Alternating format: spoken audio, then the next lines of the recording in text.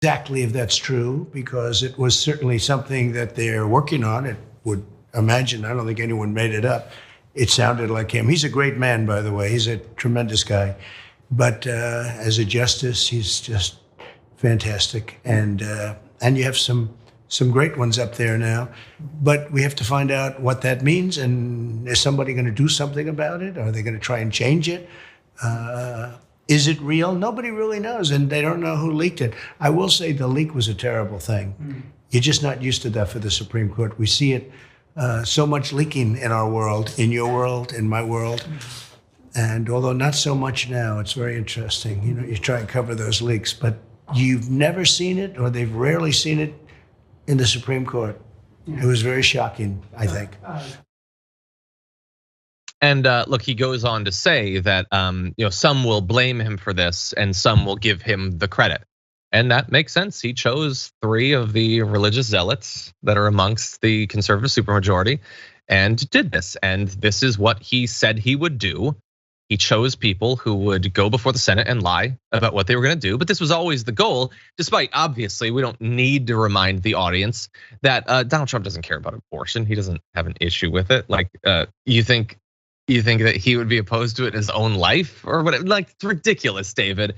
But he gave them what they wanted. They've elected other Republican presidents before who haven't necessarily put on the Supreme Court people who are dead set on killing Roe v. Wade, but Trump gave him that. He made good on that promise. Yeah, he delivered exactly why he was there. I mean, that's why Republican lawmakers ended up supporting him. Like, as long as this guy's gonna be our puppet and we're gonna be the exact same party we always were, sure, we'll get a little worse in terms of, the rhetoric, I guess, how we were perceived publicly. But ultimately, they got their agenda through. That was their agenda before Trump even came along. So they accomplished that. And now look how this whole twist around with, it's about the leaking. So much leaking going on. I can't believe this got leaked.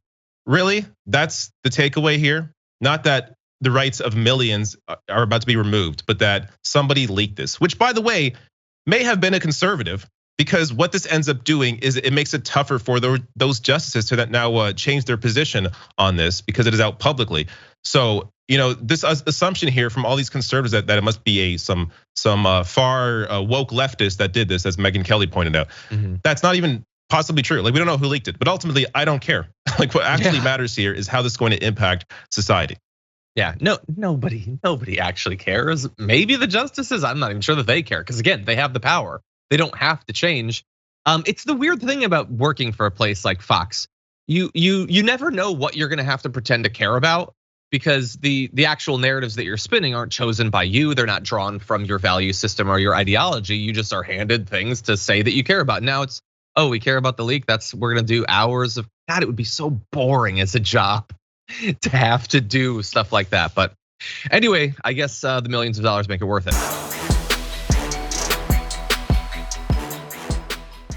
Check out the Damage Report podcast each day, wherever you get your podcasts, whether Pocket Casts or Stitcher or iTunes.